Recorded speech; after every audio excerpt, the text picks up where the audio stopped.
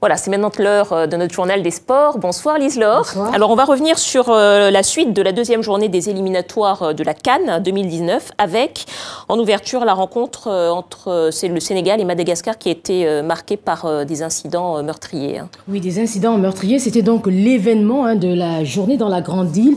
Le match devait donc débuter à 11h30 GMT et les Malgaches, à l'image de leur coach, avaient annoncé qu'ils allaient créer l'espoir. Les Sénégalais, eux, ils voulaient surtout prendre leur revanche par rapport à il y a 3 ans. Un enjeu qui a évidemment incité le public à aller en masse au stade. Mais il y a eu, avant le match, une bousculade, comme vous le disiez, meurtrière. Un service des urgences engorgé, des blessés dans une salle d'attente. C'est finalement à l'hôpital que ces supporters ont suivi la rencontre opposant leur équipe nationale à celle du Sénégal. 2 heures avant le coup d'envoi, une bousculade à l'entrée du stade de Tananarive a provoqué la mort d'une personne et blessé 37 autres. Mon corps a été piétiné. J'ai très mal aux côtes. Nous étions plusieurs à terre. Nous-mêmes, nous écrasions d'autres personnes. Mais heureusement, mon neveu, à côté de moi, a donné des coups de pied à la foule derrière nous. S'il n'avait pas fait ça, on était morts. Dès les premières heures de la journée, des milliers de spectateurs s'étaient amassés aux abords du stade, faisant la queue pour acheter leurs billets. Mais c'est à l'ouverture des portes que l'incident s'est produit.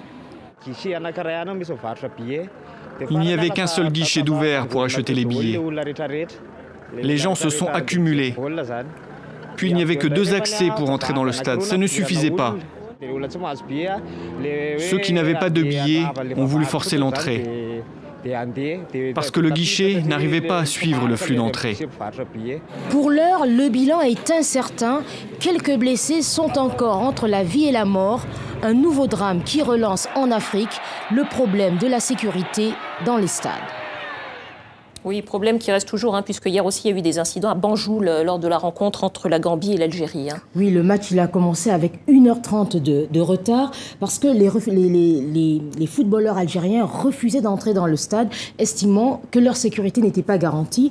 À quelques minutes du coup d'envoi, il y avait des bousculades dans les tribunes et également des supporters qui sont rentrés sur le terrain. La CAF a demandé toutefois à l'Algérie de jouer le match, sinon elle allait être tenue pour responsable. Et le président de la fédération algérienne, Kéredine Zéchi, a déclaré qu'il allait envoyer un dossier à la Confédération africaine de football pour raconter, selon lui, ce qui s'était passé. Toujours dit, la Gambie et l'Algérie se sont séparés par un match nul, un but partout. Et pour revenir à Madagascar, les Baréas et les Lions de la Teranga se sont séparés, elles, par un match nul, 2 partout. On continue avec les autres résultats de cette journée, Lise-Laure ? Oui, alors la Tunisie a enchaîné une 2e victoire en s'imposant à l'extérieur face au Swaziland, 2-0. Victoire de la Côte d'Ivoire face au Rwanda, 2-1. Match nul entre le Congo-Brazzaville et le Zimbabwe, 1 partout. L'Éthiopie a battu la Sierra Leone par 1-0. Le Mali s'impose au Soudan du Sud, 3-0. Victoire de l'Angola face au Botswana, 1-0. Un but partout entre le Libéria et la RDC et on termine avec 0-0 entre le Togo et le Bénin. Et la dernière rencontre de cette journée opposait donc la Guinée-Conakry à la République centrafricaine. C'est bien ça? J'ai bien suivi? Vous avez bien suivi. Et c'est le Sili national qui s'est imposé devant un public nombreux. Les poulains de Paul Put ont enchaîné une 2e victoire. Après la première victoire face à la Côte d'Ivoire, ils ont donc remporté par 1-0. On écoute le sonore d'Ernest Seka, le défenseur de cette équipe. Oui, on avait à cœur de conquérir le public à domicile. On a gagné, je trouve, avec la manière. Et ce but nous